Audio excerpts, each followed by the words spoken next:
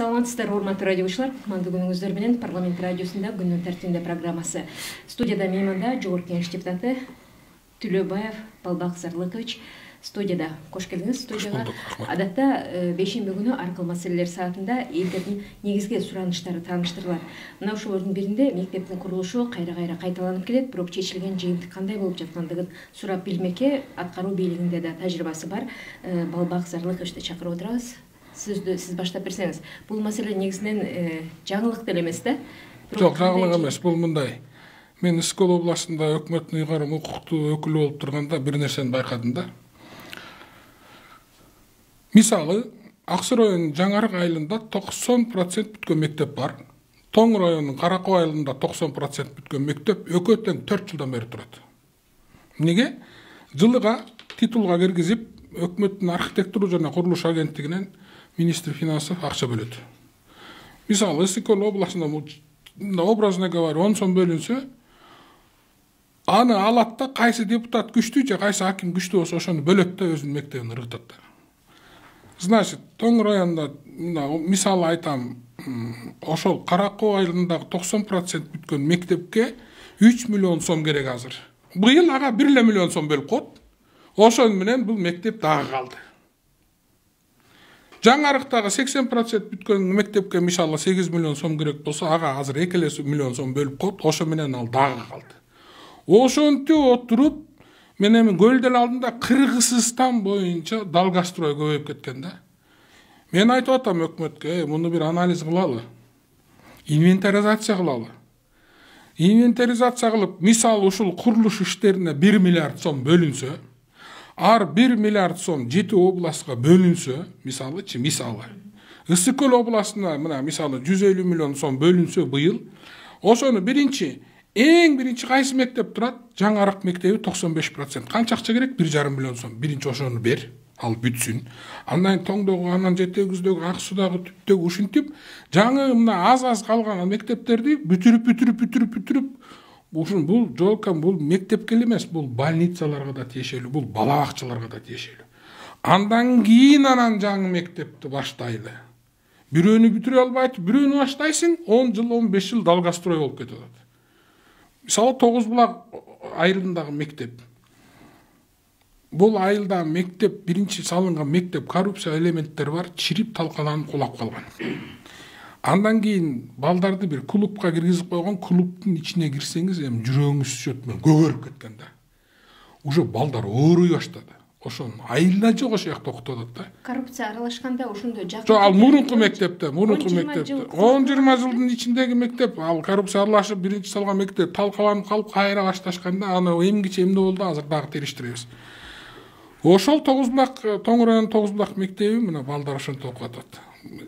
Эми ошол жерге мектеп уже курулган, ошого акча бөлүнүшү керек да. Мисалы кылып айтып атам да, ушундайлар не только Ысык көлдө, Нарында, Түйдө, Ошто, Жалал Абад, Баркенде көп да. Ошон үчүн мен өкмөткө айтып атам.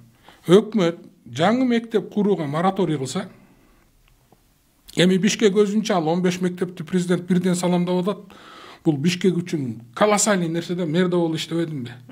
Себеби бул 15 мектепти жаңы конушту, 47 конуш бар Бишкек тегерегинде. Ошол конуштарга 21 мектеп салышыбыз керек. Эгер ошол 21 мектепти конуштарга салсак, биринчи очередь Бишкектин ортосунда пробка жоолот. Себеби балдардын баарын борборго алып келип атат, борбордогу мектептерге. Пробка азаят. Экинчи, ошол машина келип түтөп тигинтип отуруп, мына смог да азаят. Бул мындай мультипликативный да, бул бир нерсенин таасири.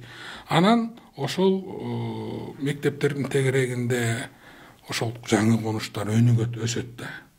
Ошон үчүн булдан башка, бул Бишкектин мектебинен башка жаңы салына турган мектептин баарын эгер алар жеке фонддордон, инвестициялык фонддордон, кайрымдуулук фонддорунан тышкары бюджеттен каржылана турган болсо токтото турушубуз керек. Биринчи колдоо болгон мектеп менен больницаларды, бала бакчаларды салып алалы, андан кийин баарын бүтүргөндөн кийин анан дальше жылалы.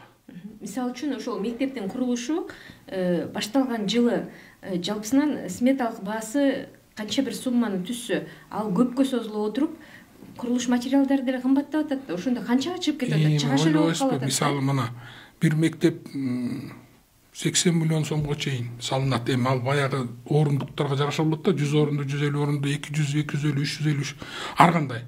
Туура мисалы 2020-жылдагы баа менен азыр 2022-жылдагы курулуш материалдары баасы башка да. Анан жыл сайын алар узай берет, курулуш материалы кымбаттай берет, бизнесмен өзүнүн немесин уже долгострой болуп калган бизнес күйө берет.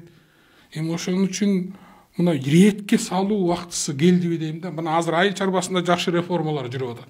Здравоохраненияда жакшы реформалар жүрүп атат. Эми ушул мына курулуш жаатында да реформага барышыбыз керек да.